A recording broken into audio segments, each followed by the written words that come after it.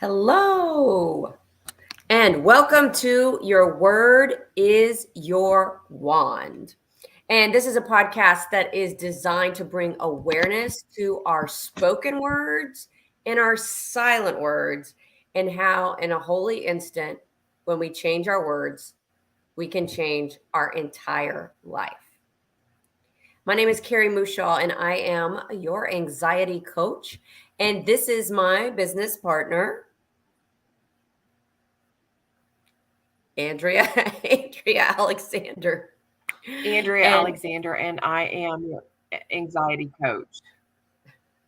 so I'm in Liberty Hill, Texas. I always choose to say that because we've been Are oopsing you on yet that to one. hear me? And and um and Andrea is in Houston. There seems to be a little bit of um some choppiness over on Andrea's side, and I imagine she will jump in, speed up, and we'll all be connected.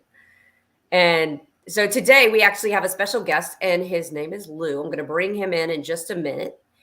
Before we bring Lou in, speaking about words, and what I'm aware of is that anxiety, what we tell ourselves, actually creates our anxiety.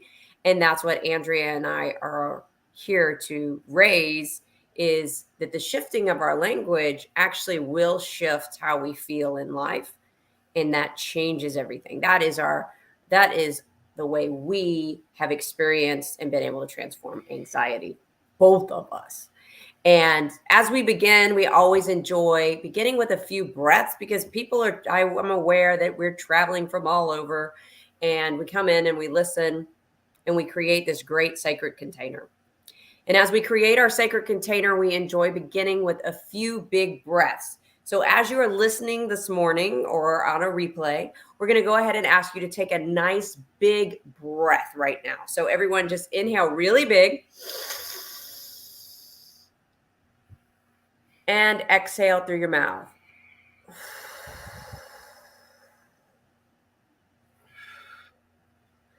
We are reminding ourselves that all of the tools that we require to transform our lives are already inside of our body. And our breath is the beginning and the act of receiving in your inhalation. So, the first thing we're here to remember is that we are here to massively receive. So, in that awareness, let's take another breath and inhale really big. So, inhale really big. And then exhale long and slow.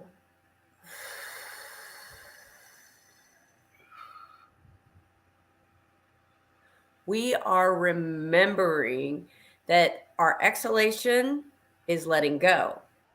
So being able to exhale, if you find yourself going, let's go, let's go. We're here to slow down, empower our inhalation of receiving, and our exhalation of letting go. So in hearing this, let's go ahead and take one more breath. Inhale really big and exhale long and slow.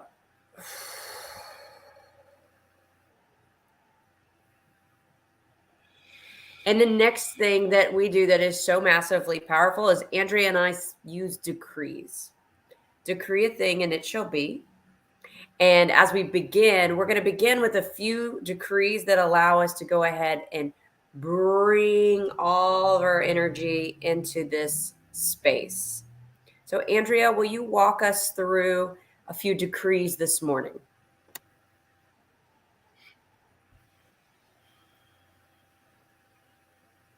Yes. And a decree is similar to a mantra or an affirmation, yet it is created in I am statements, which is scripture. We use scripture because scripture supports the duality that we can be in one state and still moving forward into what we choose. And so, if you will place your hand over your heart, your left hand, which is your receiving hand, and say or out loud, I am my own permanent victory in the light.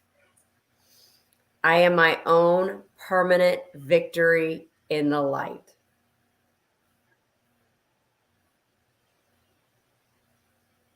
I am my family's own permanent victory in the light. I am my family's own permanent victory in the light. Light I am. Light I am. I am loved. I am loved. Me love me. Me love me.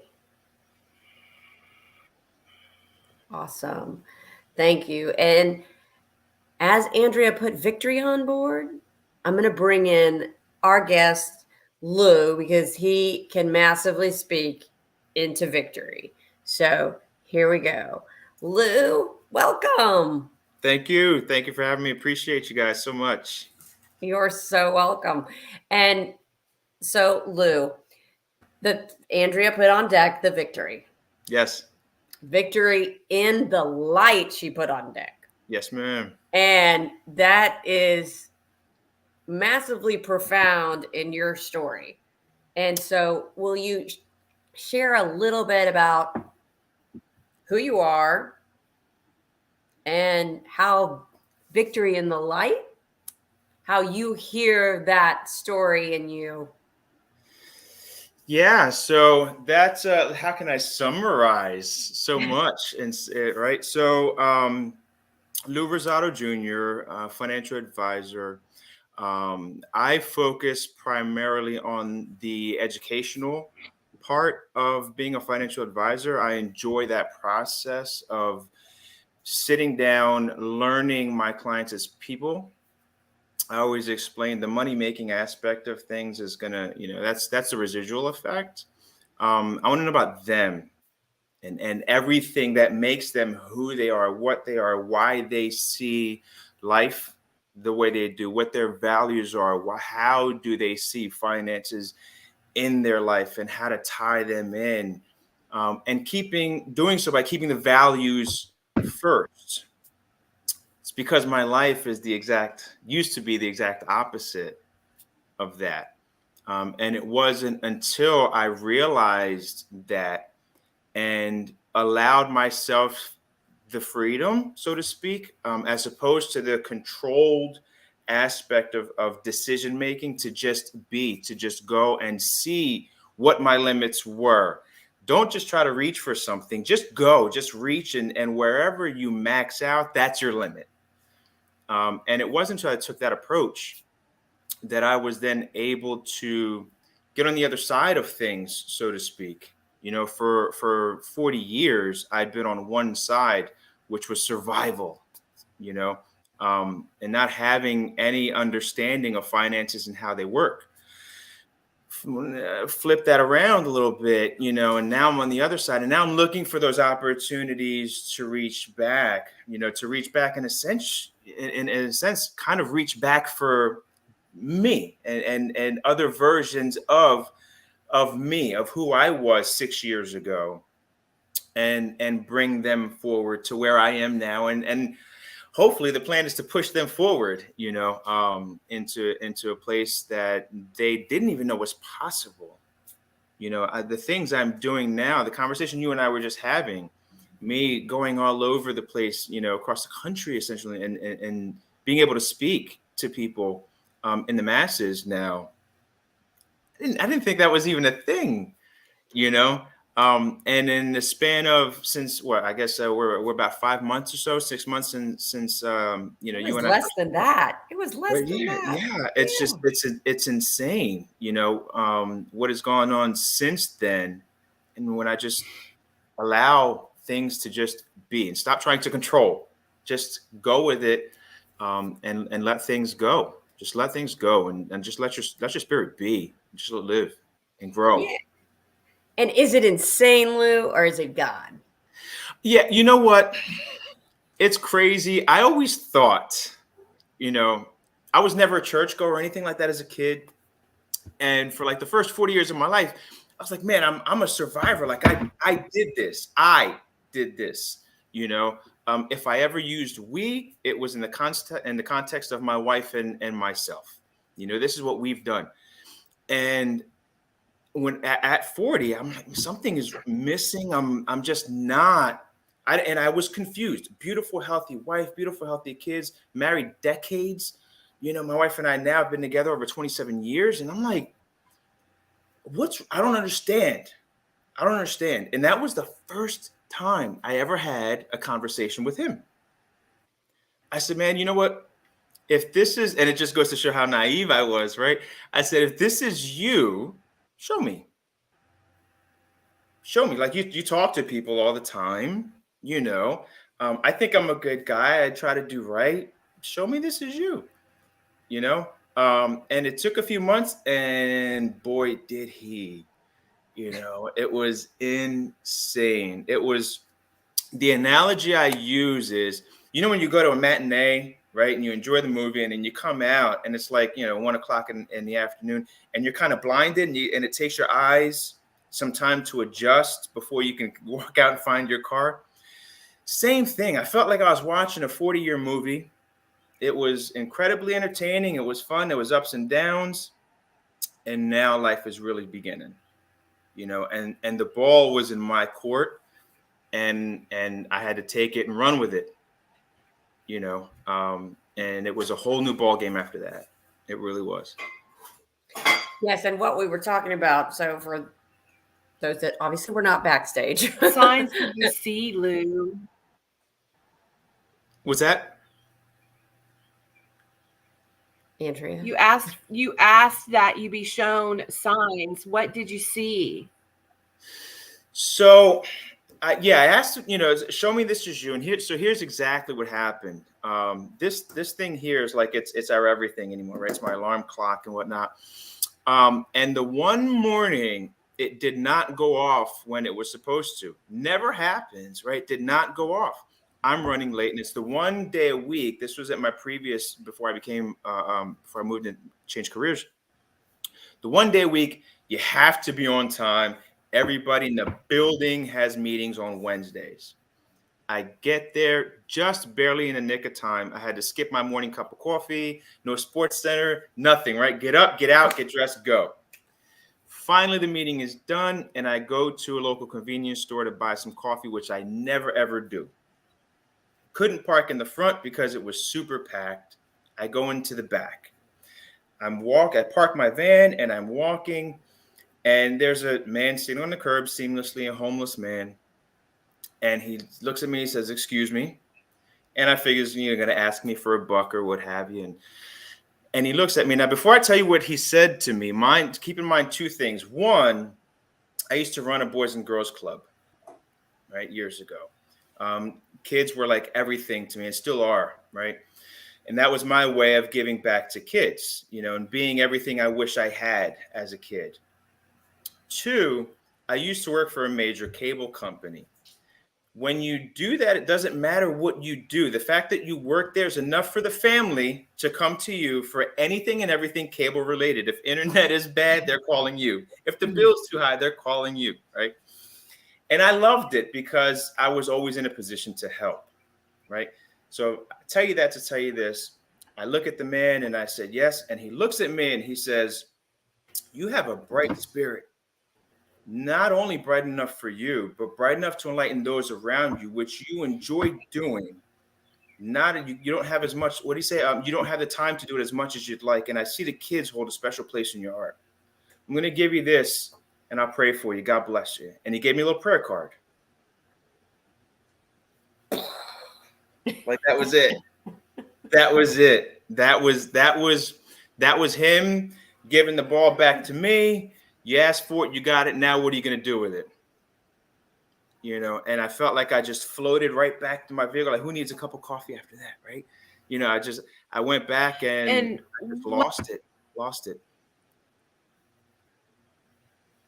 Oh, Andrea. What I'm aware of is when we will trust life.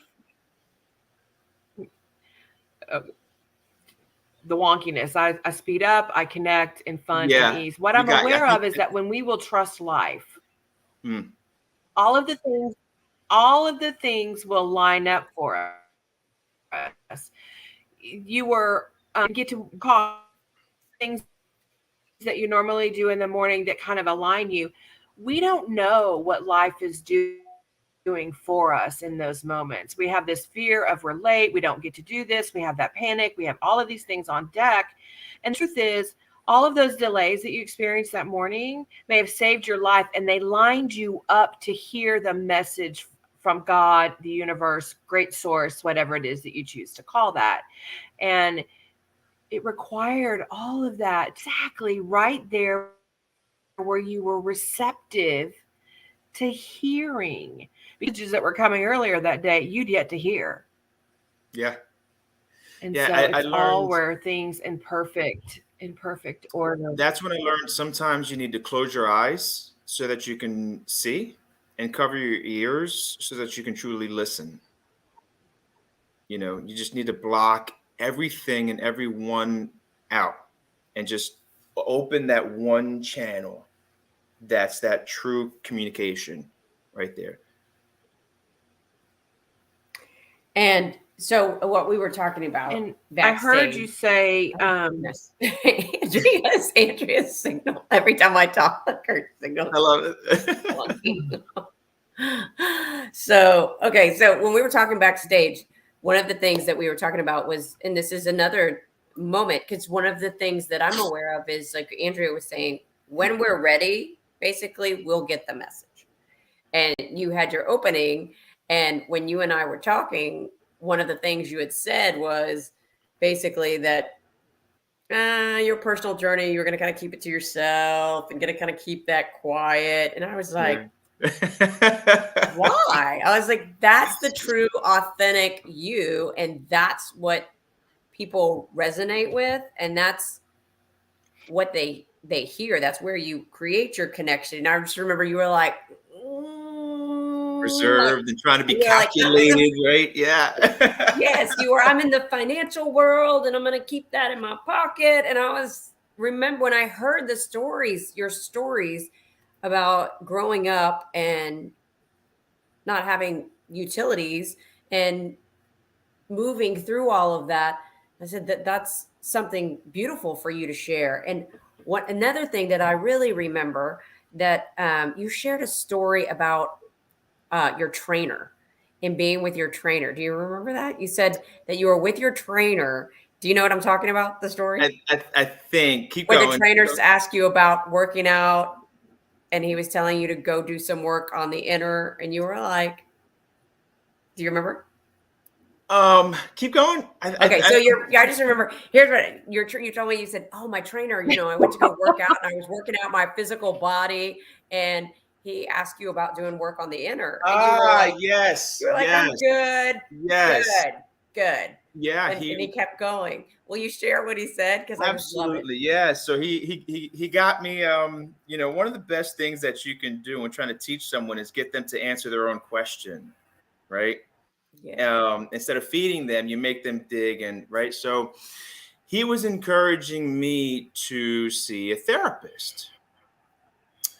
And by this time, I'm like, man, everything I've gone through in life, I don't drink, I don't do drugs. I have healthy relationships with people. I know how to love. I know how to receive love, right? What I need to go to a therapist for? Like, all the things I went through made me who I am because I embraced them, right? And I turned into positive energy, and I'm good with it. What do I need a therapist? I needed a therapist maybe 10 years ago. So he's like, it's not just for people that have things, wrong or need help in any way, Lou. You know, it's for everybody. You can be healthy and go see a therapist. So I don't understand that concept. And he says, don't you work out on a regular basis? I said, yeah, anywhere from 2 to 4 times a week. He says, what's wrong with you? I said, nothing. I just want to stay fit. He says, so you're perfectly healthy and you want to stay healthy. So you go to the gym, right? And I said, yeah. All right. I see where you're going. I see what you did. I'll start looking for one now. you know, and he got me, you know, and had I not been open and receptive to that, literally you and I would not be having this conversation right now, because that eventually led to me making the career, being open to the career change, letting go of certain things, being open to receive other things, me ending up in Houston, and, you know, literally God only knows where we're going to go from here. But it all started with being in a good place and going to find a therapist. So being in a good place and going deeper, because there's more. Yeah. Because being content where you are and just staying right there, I'm good. We desire, there's more. I tell people all the time, you can settle for good, or you can go for glorious. And once you taste glory, it's like, I got it. More. Give me more. And there's more. There's always more. I didn't understand, you know, I was so happy because, you know, coming from such turmoil and instability in my childhood, I was so level, like I was consistent. I knew what I was coming home to every day. I knew what I was going out to every day. And subconsciously, my therapist is like, you just don't want to mess that up. And I'm like, well, who does? Like, people pray for what I had. I don't understand. Why would I risk any of that? And she said, just take a calculated risk. Just reach for something that you feel is out of your reach right now and go for it. Okay. So, and it was just like, and I still didn't quite understand. She said, you will stay right where you are for the rest of your life. You've planed, you've maxed out. You're 42, 43, and you maxed. And I'm like, no. She said, well, yeah, unless you change, you know, and oh, man. And then it was like, that's when I was already enrolled in college at that time. And that's when I just went full bore. And it was my first degree and my second degree. And then I started getting my licensing. And then it was just like, what else? You know, give me more, you know, to your point. And it just, from there, just when I think things are starting to kind of level out, something else happens, you know, and it's just like, okay, this is the new challenge. Let's go. And that was never me, ever me. Well, if you grew up, you said you grew up in some of the things, like you weren't sure if the lights were going to be on, or if you weren't sure what's going to, there's a lot of uncertainty, and that's lack of security and balance. And so once you feel it, you're like, let's just stay right here. Yeah, I didn't want to say, nobody touch anything. Don't move. I'm good. That's exactly how I was living. Didn't know it. Yeah, and we were designed for change. People fear change. Oh my gosh, what am I going to do if you know?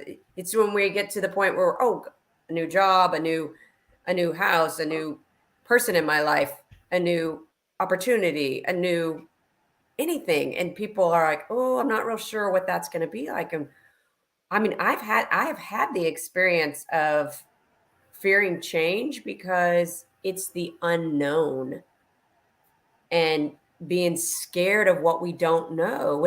What Andrea, you know, one of the things Andrea brought to the table so much is that we can sit here and you can live in fear or faith. They feel the same in your body. And it's two things that you can't see. So what do you choose?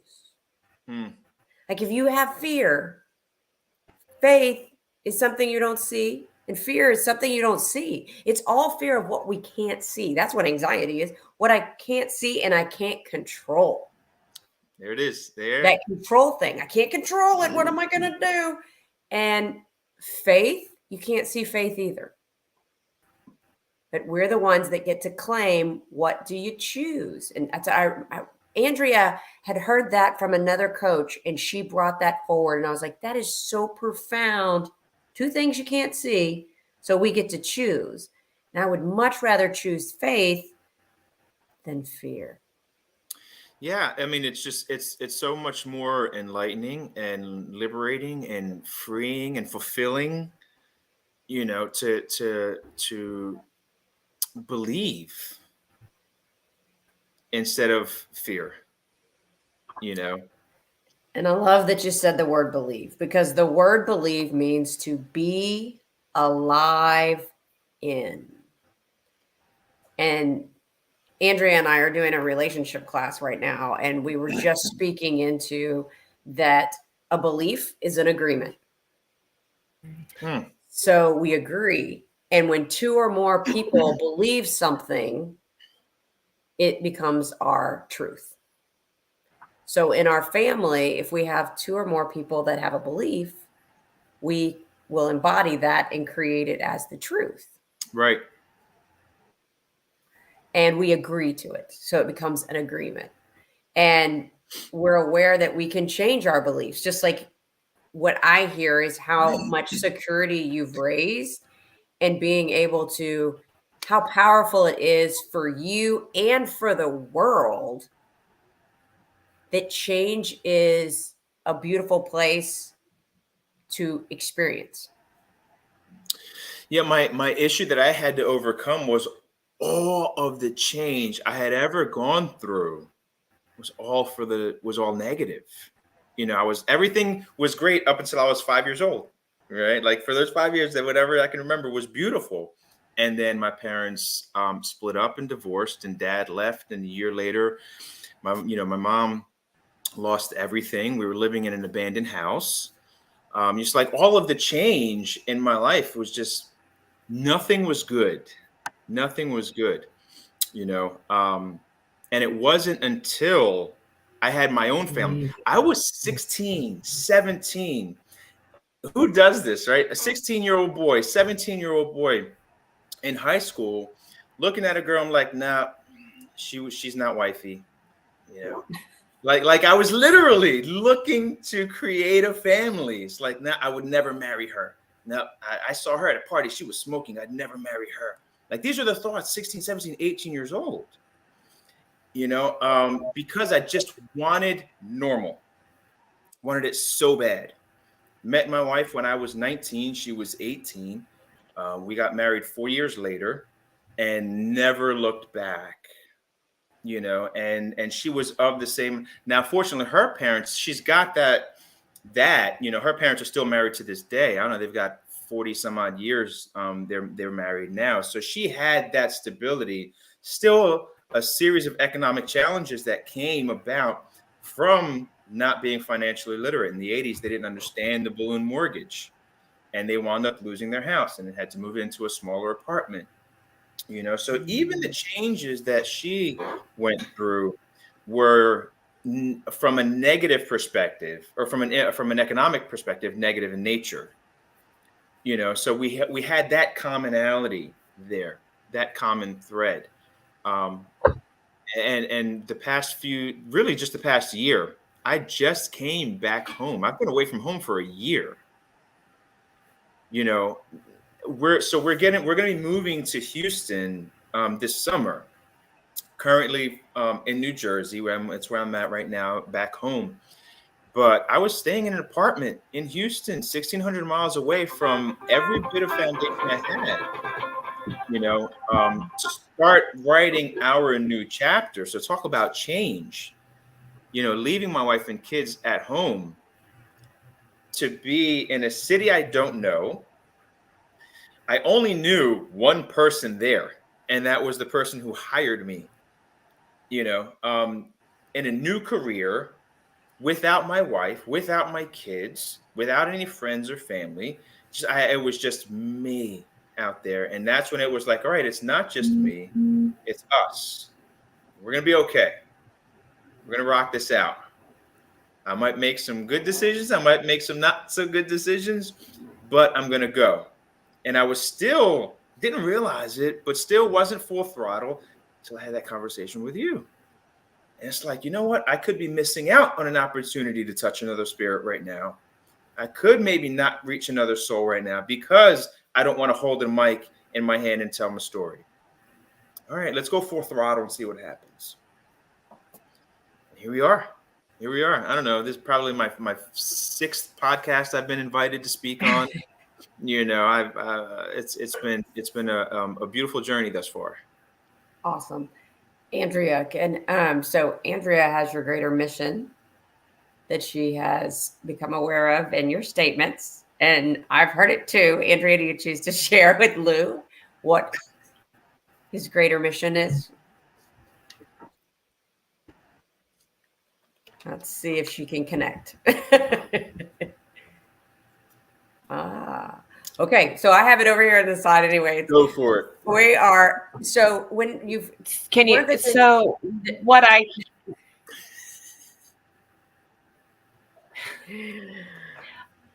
I jump in. So what I hear is that you created a mission from all of your chaos that you experienced as a child to create security in our world. And what you're actually here to do is security and stability in you. My home goes with me wherever I go. My love is already in me. My wife and my children are me, and I bring them with me wherever I go. And you required creating massive chaos to step into your mission. And you knew to be stable and secure, to be in your greater mission, so that you could hear God in you and what you're here to do. So I don't know that are one you part already walking in it? That one part where she kind of yes or no? Where she kind of got wonky right there a little bit for you to be able to hear, Lou, is what we're aware of is what we've walked through in life. You had to be the expert on instability in order to create stability. So God put you there. You walked in all of that. So you knew what it felt like for a home to be unstable, for there to be no security, for you to be able to step in and have security. And the moment that you started hearing God is when things started moving. And that's him waking you up saying, I'm already home in you, Lou. I'm right here. Yeah. And what Andrea is bringing awareness to is how we will often believe our family's on the outside of us, when the truth is our family's on the inside of us. And when we travel and go somewhere and do something that raises us, it raises them, even though they're not sitting next to you. What's crazy, it took me, I would come home anywhere between 4 to 6 weeks. I would come home for about a week and then go back out to Houston. And after about the 3rd or 4th time I came back home, I realized I don't love going back home because it's back home. So it's like, it's not about being in New Jersey. It's not even about being in my house. I get to be back with my family. So it's not about any of this stuff. It's not about the stuff, or the place or any of that. It's just about the connection. That's it. Once I realized that, it's like I can go 1,600 miles away. I can go 16 million miles away. As long as I have that connection, I'm golden. And then it was like I found another gear, because it was stressful when I would leave, and I would find, and then I would start getting more energetic the closer I got to my time to come back home. It's like, all right, 5 more weeks. Okay, 4 more weeks. Okay, you know what I mean? And then counting the days when I'm here, that was what was driving me nuts. While I'm here, all right, I would land. Okay, I got 8 days. And then I wake up the next morning. All right, 7 more days, instead of just enjoying that connection and strengthening that connection, believe it or not, even after having it here in the physical, in the flesh for 20 some odd years we've been together. It's like, well, don't forget that, and don't forget that, you know what I mean? And leaning on the strong parts of myself to that extent. You know, I've learned within the past 2 months, I have what I call my other compass, right? There's your traditional compass, north, south, east, west, right? I've got mind, body, heart, and soul, right? So I got to make sure my head is in a good place. The thoughts that I have are positive in nature, right? When I'm talking to myself, what am I saying to myself? What am I listening to, right? Everything that I say to myself, am I listening to everything that I'm saying? Because it's one thing to talk positive, but am I listening, right? So what's my headspace like, right? And then my body, am I physically taking care of myself? Am I eating right? Am I drinking enough water? Am I working out right? Everything to that extent, right? Am I seeing my doctors, so forth and so on, right? My heart, where are my emotions right now with things in every capacity? Friends, family, my wife, my kids, my coworkers, my clients, myself, right? Everything from an emotional perspective, is that in tune? And then that connection, you know, because if you start overfeeding one, you're essentially going to be depriving from another, you know, or something. And we do it all the time subconsciously. If we're struggling in one area, we tend to lock in on that. And that's when we start to forget about other things. And now we're off course. You know, if I start having troubles with my wife and that's all I focus on, am I still talking to him? Am I still going to the gym? Am I still getting my proper rest? Am I sleeping as the way I should be? Am I eating? Because that's when things really start. You start not eating or you start not sleeping because you're stressing about one particular thing. And now you're just totally, completely off kilter. That's when you can get that L word, right? That's when you can get lost, right? So that inner compass, the mind, body, heart, soul, is where I've really started to make sure that was in alignment. That's when I can really pour out into others because my shoulders are strong. Now I can help you shoulder a little bit of weight and help you get back on course and back into a better place. And we're just one of the things that you're speaking into is like when you're hyper focused on something, and that's, we always say you're gonna have to put that all the way down, collapse it, and pretend it's not even there, because because of the energy that is focused on it is more of got to do this, got to do that. It's a doing, Right. And it's a get, and it's a compulsion. And when we come into our heart, that's when everything else is cared for. Because when we come into our heart and we come into our heart space, we naturally choose to care for ourselves in all the other ways in which you listed. Mm-hmm. And it's when our head takes over. One of the degrees that we have is I take my own advice. I take my own advice. Yeah. Because if we say something and we're saying something outer, it's for me. It's for me. Yeah. It's always for me. And so that's something I've used quite a bit to tell myself, I take my own advice. I take my own advice. This is for me. This is for me. And all the ways, all the things that we can use, like Andrea's put a note over here. It says all the ways we can take ourselves out of life by doing all those other, our mind. And what I always ask people, so what it came to me this morning about the whole mind thing, because there's a whole mind thing of think, and how people begin sentences and I think. And this morning I heard, okay, so where is God? Is he over here or is he in here? Okay, he's here. So where is he? It's in my heart. And I said, okay, so if he's in my heart, then my heart is my leader. Okay. And then I said, people always say, I think. Okay. Love listens, love sees. Do I ever hear myself say love thinks? It's a first for me. Yeah, exactly. I was like, that's not a phrase. I'm like, so if love doesn't think and we're doing everything by I think, well, we're missing it. And we're being able to come back into, I feel. That's why Andrea and I change our words to I feel, I hear, I see. And we'll even speak to people. I hear you saying, I hear you, and the feeling that comes up for me is this. This is how I feel about what you're saying. And then this is my experience, as opposed to I think, or you should, or those are all phrases that will bring us back into our head.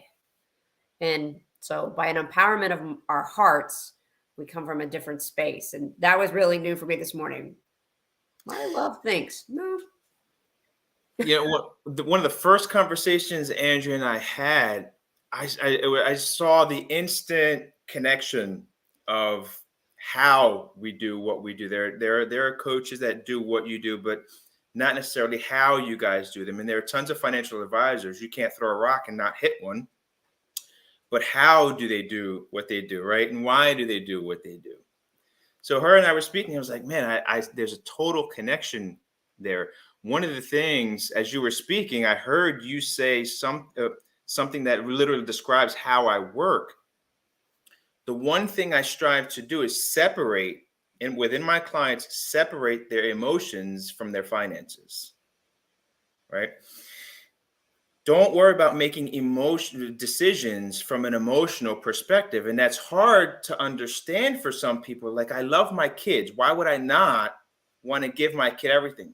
That's fine. I totally, completely understand that concept. You got to do so from a logical. You can't just max out a credit card because you want to do things for your kid. It doesn't work that way. Right? So just remove from, because emotions belong in everything else in your life that you value, not your finances. Finances are logical decisions, right? Emotions are emotions are for your values. What you're going to learn is how to control finances and where they are in those values, and not pour your finances into. Don't worry, because now you're thinking, now you're making financial decisions from your heart. Other things belong there, not your finances. Separate that. How do you separate yourself, Lou? How do you separate yourself? That's the value. And then now from a professional perspective, that's where I come into play. Let me do that for you. You go worry about your family. You go worry about God. You go worry about your friends. Focus on everything else. I'll line this stuff up for you. You go love, live, and just be happy with life and not worry about what the market is doing. Oh, this is up. I got to make this on. This is down. I'm scared. Don't worry about none of that. Don't worry about any of that. Can we hear her? Let's see. Go for it. Oh, we can't hear you. She's muted. You're muted, Andrea. It even shows you're muted on the screen. Yeah. That's a new thing. That's a new thing.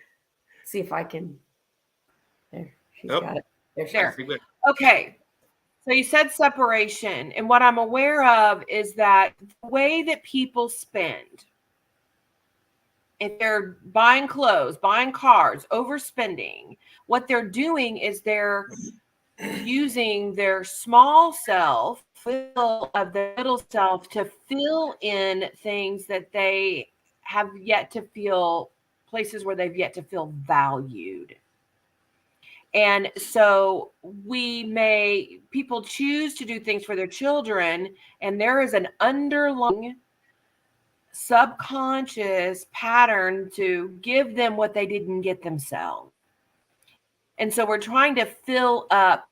And the truth is when we will greatly care for ourselves, we will also greatly for our, because love and money have the same energy. Health and wealth have the same energy. If we've had fear of love leaving, our money's going to leave. It's going to do the same thing. Fear of not having enough love is what our money is going to look like too. And then every time we jump into anything that cares for we will see our wealth begin to transform as well.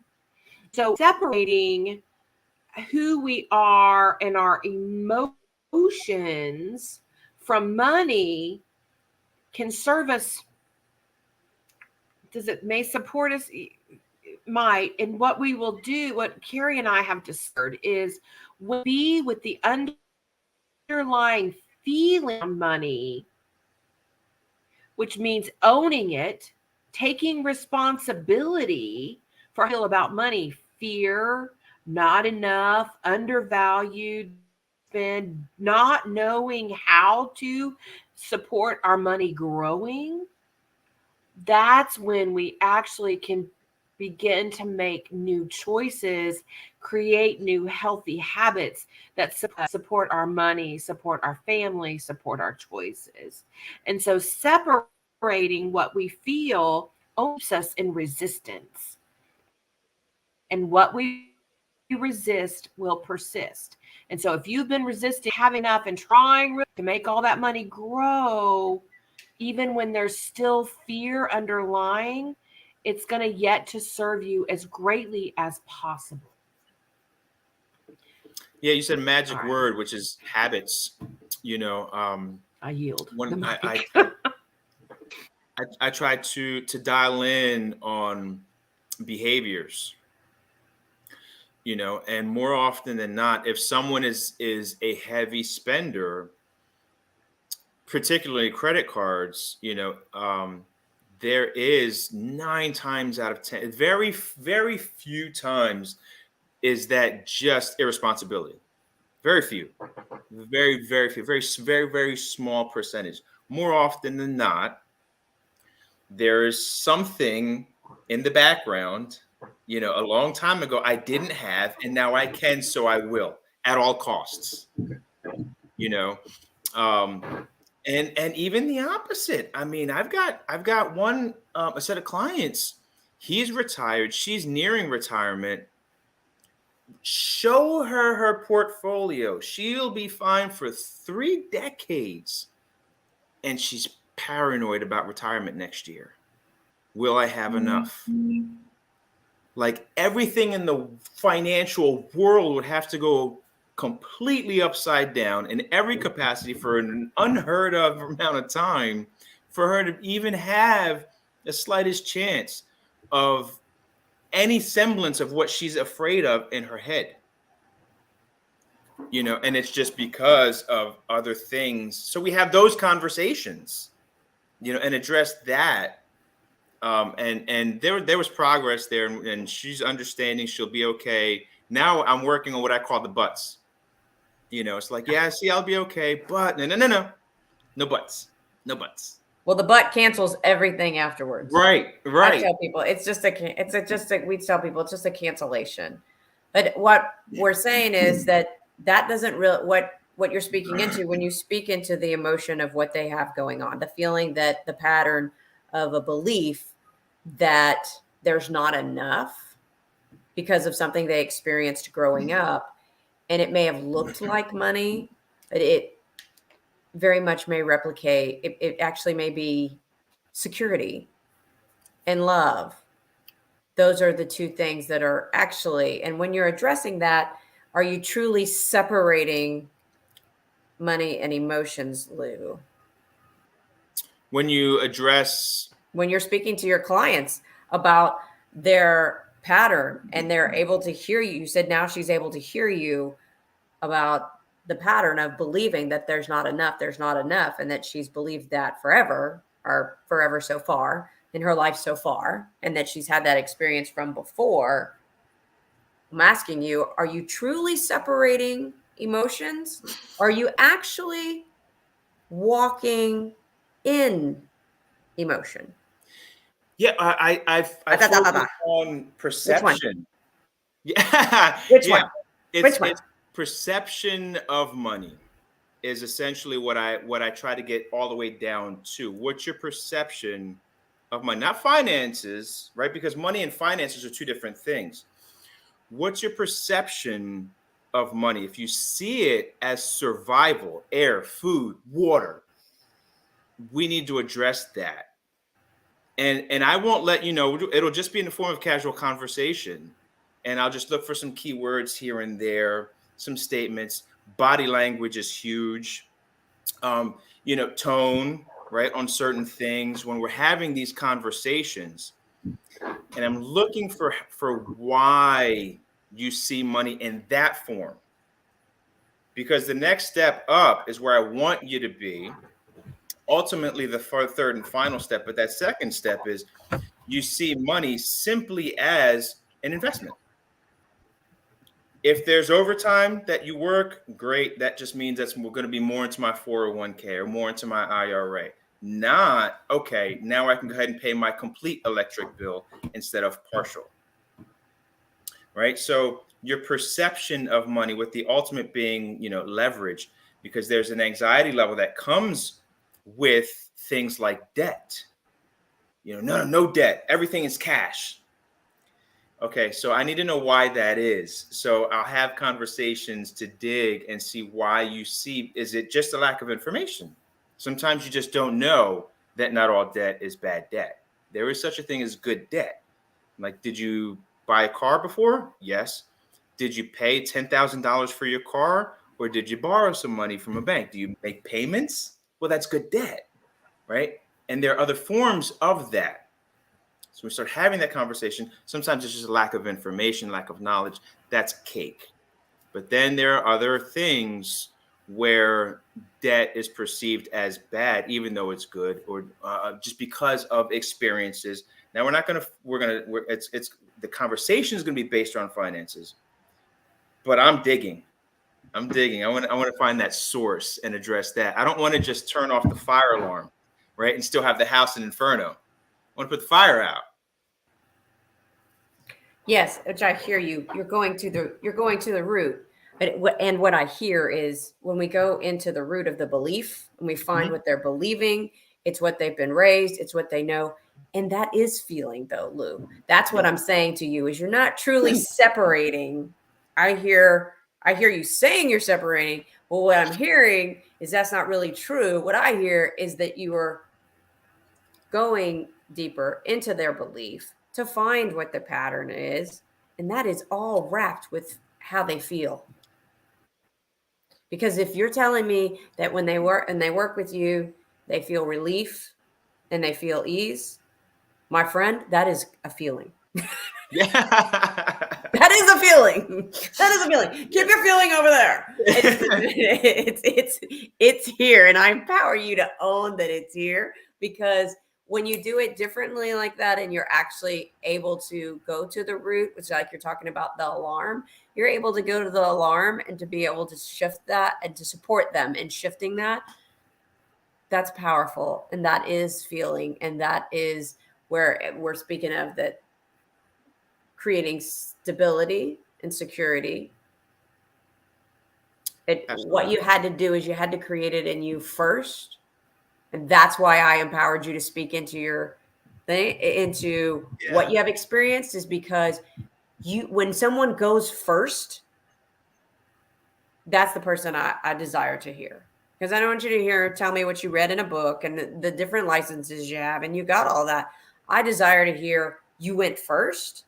Oh, you experienced instability and now you're sitting in massive security. And I hear you asking me questions about the root of why I choose what I choose. Okay, that's the person for me. That's the person for me. Yeah, it's the whole, That's been there, magic. done that. And there's that connection, Yes. very, very much so. Very much so. Awesome. That's what we call I go first. Yeah. I go first. I do it. Come with me. One thing I post on Facebook a lot is, climb up, lift up, push up. I'll scrape and I'll fight and I'll get up there and I'm going to reach back and I'm going to see who wants to come with me. And then when you come with me, and I'm going to push you up. Wait right there. Got one more. Okay, now pull us up. And if we continue to do that, everybody's going to win. Everybody's going to win. Okay. I hear you. I'm going to put the fight down because I have a no for fighting. But I had enough of that in my life before, and so I'm aware that there's there's a way of going first, just going first and living it moment by moment, And speaking into it, allowing it to be out loud. And that's how we raise our world. And so, Lou, thanks so much. We're wrap up because I know we could keep talking and talking. All day, right? Thank you. Yes, because there's so much. Thank you so much. And how do people get in touch with you? Yeah, so I'm very active and public on Facebook. My page is open to the public. Louis E. Rosado Jr. Is my Facebook page. The AFPgroup.com is the company's website. I can be found on there as well.